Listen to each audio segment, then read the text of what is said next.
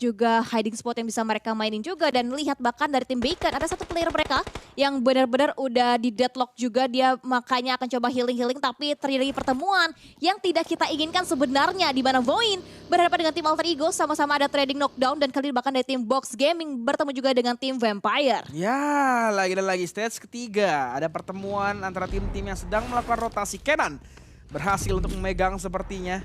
Dari player yang tertake dengan ini seorang lapar. Alpha cukup berani untuk mengitari posisi dari player Alter Ego yang ingin di revive. Okta masih belum sempat dipegang oleh Rosemary. Dan Alpha masih mencari informasi. Apakah bisa mendapatkan player dari Alter Ego kali ini. Dan ternyata tappingan S12K Maxius. Apakah Void adalah tim brand ambassador S12K?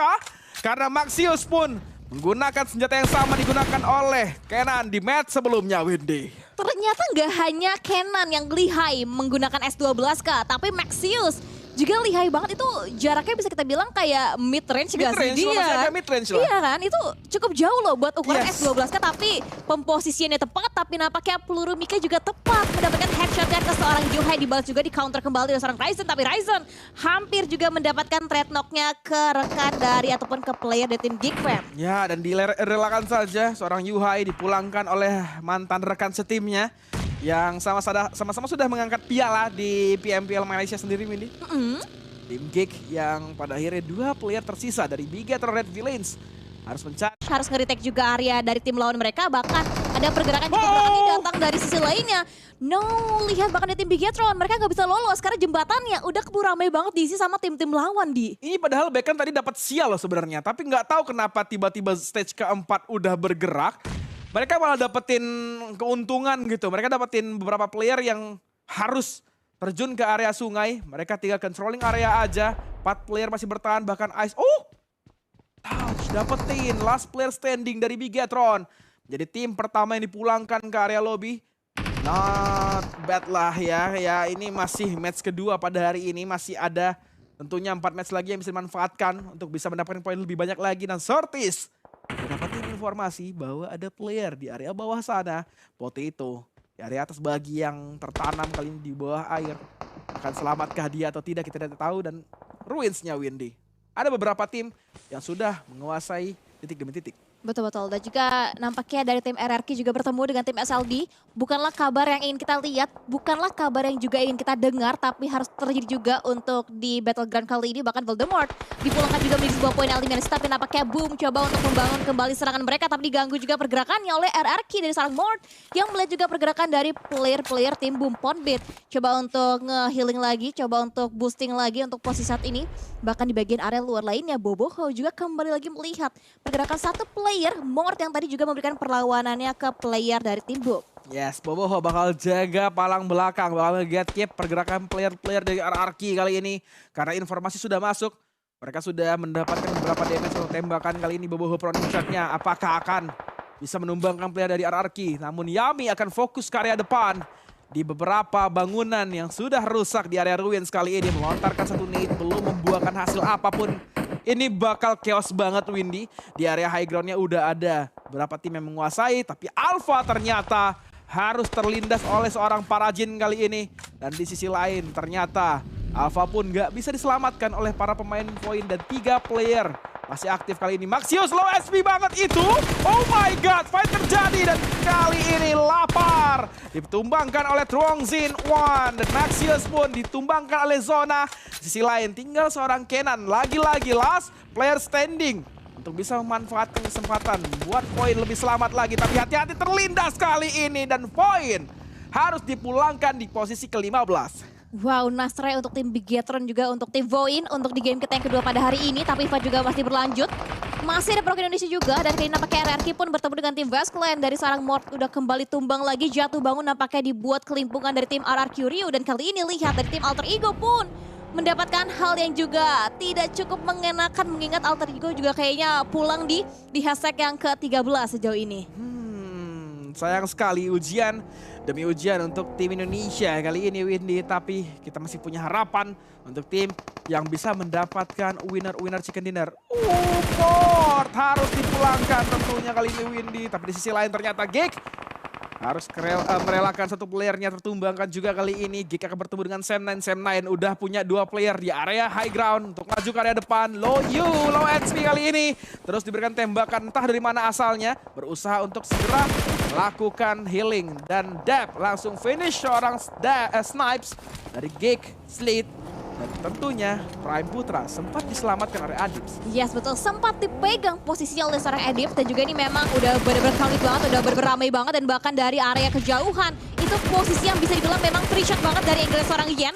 Bisa mendapatkan dengan mudahnya satu player tim Sam9. Tapi ya, kita lihat juga di bagian sebelah kiri ternyata sudah ada satu player tiba-tiba udah menjadi pemain paling depan untuk menghancurkan defensive line dari tim DBD. Tapi nampaknya coba untuk merevive, tapi ada beberapa setup yang lebih push lagi, lebih commit lagi datang dari tim Sam9. Adipset turun menggunakan PP Poisonnya, coba untuk bisa memberikan counternya kembali untuk player tim DBD. Ini baik banget dia nge-flank ke sebelah kanan. Windy dapetin informasi sepertinya, tapi belum, agak dalam, di backup oleh DBD lainnya di area belakang. Berikan tembakan ke area belakang Adips, gak berikan hasil apapun, tentunya hanya memberikan damage. Berikan tembakan kembali menggunakan UMP dari rekan satu timnya, yaitu seorang Prime Putra. Di sisi lain ternyata ini udah chaos banget, bahkan Bumpon Beat dapetin player dari Hell. Di sisi lain DBD masih terus berusaha, struggle banget dapetin player-player dari Sam9. Dan oh my god, Echo dengan nade-nya mendapatkan satu pemain, yaitu Prime Putra. Adips last player standing, apakah akan bertahan atau tidak? Ternyata tidak,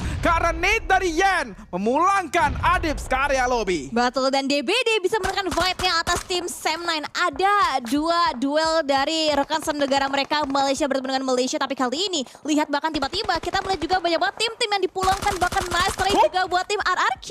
Dipulangkan di hashtag yang ke-11 karena mungkin memang zonanya menyulitkan banget. Tim-tim semuanya struggling, gak ada yang dibuat enak. Bahkan untuk tim Vazclan kali ini memang mereka punya compound, mereka juga enak banget, mereka bisa nge-defense juga, mereka tinggal nge-hold aja. Di bagian area lain juga nampaknya Tony K nge-hold angle-nya tepat.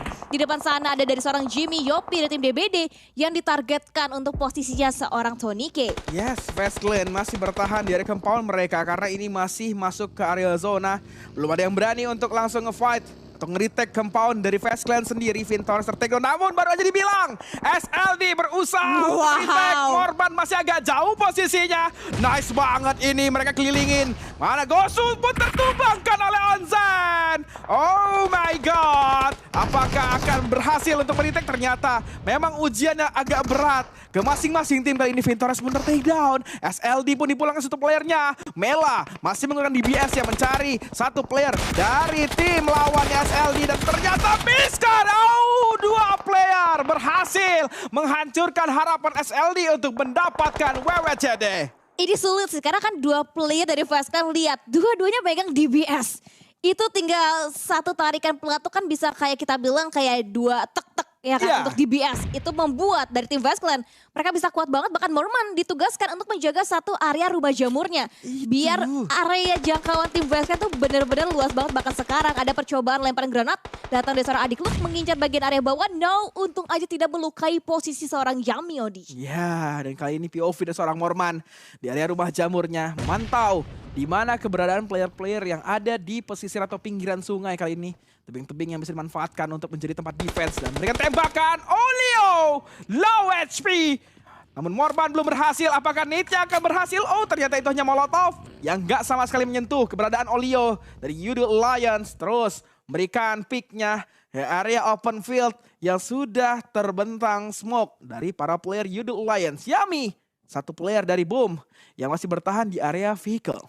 Wow, ini Boom harapan terakhir untuk kita mendapatkan posisi terbaik untuk tim Indonesia, karena memang satu set tersisa itu dari Boom. Tinggal Yami sendirian, hanya bisa healing di dalam satu area perairan. Bahkan nampaknya sekarang juga terlihat Melan nakal banget tembakannya.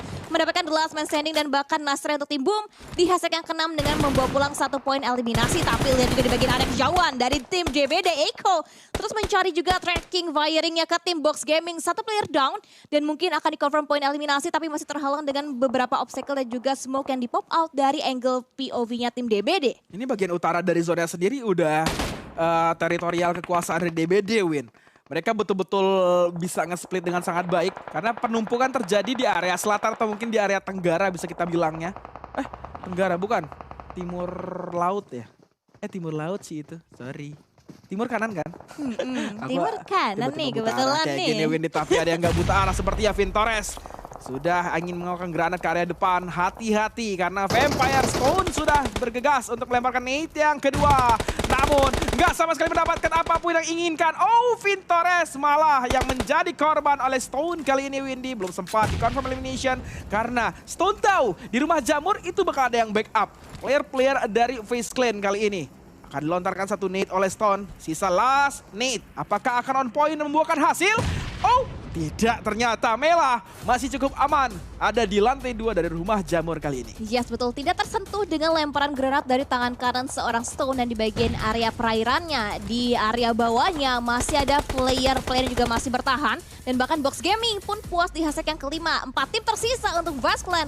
Judo Alliance, Vampire juga DBD. Bahkan sekarang pakai hitmark yang masuk. Bahkan hampir Stone mendapatkan satu angle view-nya ke tim FaZe Clan. Bahkan bagian belakang ada backup juga dari seorang Yen. Bahkan bukan backup, ini adanya third party juga datang dari tim DBD. Dari seorang Yen yang coba mengganggu fight antara Vampire dengan tim FaZe Clan. Untungnya Swap diutus untuk menjaga backline-nya dari tim DBD, Odi. Nah itu aja yang mau aku bahas tadi Windy. Ternyata masih ada seorang Swaps yang masih bisa menyelamatkan keberadaan rekan-rekannya untuk bisa memberikan informasi lebih ke area DBD. Karena DBD inilah yang bakal menjadi mimpi buruk oleh Vampire sendiri. Mereka cuma bisa di backstep oleh DBD.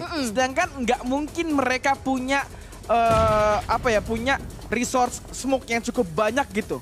Punya stok smoke yang cukup banyak untuk nutupin vision dari DBD sendiri. Dan Judo Alliance lagi-lagi ini agak sulit sih. Walaupun masih utuh dengan 4 player, tapi posisi mereka yang nggak menguntungkan banget Windy. Apalagi zonanya lebih condong ke area Vampire sendiri. Wow, ini PR sih. Judo Alliance dia naik ke atas kena sama tim yang di area rumah jamurnya FaZe Clan. Dia bergerak ke kiri sedikit, kebuka sama tim Vampire. Dan ini menjadi PR, makanya dua-duanya sama-sama nahan. Dan bahkan mereka nge-split dua-dua, duanya udah menyeberang, duanya masih tertahan juga. Dan bahkan kali nampaknya masih bermain dengan utility yang coba mereka aktifkan kali ini. Dan dari seorang Kenny, tim Judo Alliance coba bergerak, smoke juga di pop up juga untuk mereka bisa bergerak lebih maju lagi. Membuka jalan, tapi nampaknya jalan tersebut tidak mulus, melainkan di cut off pergerakannya oleh seorang Tony K. Itu dia Tony K dengan running shotnya. Menggunakan DP 28 kali 4 kali ini. Bahkan Morman yang bukan Kamaru. Berikan tembakan, bahkan dia di counter oleh lawannya sendiri. Oh Leo, luar biasa backup yang dia lakukan untuk rekannya sendiri. Kali ini Quad dilakukan terus melakukan firing. Karena pintu dikuasai oleh player. Namun ternyata Onsen lah yang dapatkan 2 pemain dari Judo Alliance. Ini luar biasa sekali. Tidak hanya wajah yang mirip dengan Tony K, tapi skillnya juga mirip-mirip dengan Tony K nih seorang Onsen. Wah, dan bahkan unstoppable buat tim FaZe Clan. Walaupun tinggal di last man standing, tapi nampaknya pantang menyerah untuk seorang Onsen. Coba untuk lebih bermain lebih ciamik lagi, akan coba turun, tapi hati-hati Swape bisa melihat pergerakan seorang Onsen, tapi nampaknya Onsen bisa aman untuk sementara waktu ini karena mungkin Vampire juga disibukkan, tapi akhirnya Judo Alliance puas di hashtag yang keempat. 3 tim tersisa, FaZe Clan, Vampire dan juga tim DBD. Yes, FaZe Clan. Ini agak sulit mereka untuk bisa dapetin WCD. Yang mereka tinggal 1 player, udah bawa Onsen gak sempat untuk healing juga. Pengen naik ke area atas masih ketahuan dan betul banget. Swaps lah yang menuntaskan perjalanan Onsen. Untuk match kedua kali ini namun 11 eliminasi dikumpulkan oleh player dari FaZe Clan. DBD Yen baru datang, ingin masuk ke area obstacle tapi tidak sempat karena harus ketumbangan kali ini Ego. Pengen bergerak ke area dari temannya tapi tidak bisa, seperti akan dihancurkan saja baginya oleh player dari Vampire. Ini dia smoke sudah dilontarkan cukup tebal dan 1 pemain lainnya dari DBD yaitu seorang Chas masih jauh di belakang Windy. Dan posisinya juga nggak enak karena obstacle tidak ada sama sekali ketika dia ingin maju ke area depan. Ya betul, makanya ini akan dibiarkan begitu aja dari seorang Yen. Akan susah banget ini kalau misalkan benar-benar dipegang, benar-benar di revive. Ini ya betul, dan bahkan nampaknya kayaknya Iko udah mulai kasih gerak-gerik untuk bisa lebih maju lagi. Bahkan ada permainan utility, lemparan granat terakhir datang dari seorang Ngechos kayaknya gak betul poin. Bahkan sekarang nampaknya ngelin pick yang didapatkan juga headshotnya untuk seorang Stone. 3 the last man standing. Mau kemana kamu Iko, dicari 13 sekaligus dan bahkan akhirnya winner chicken dinner didapatkan oleh tim Vampire.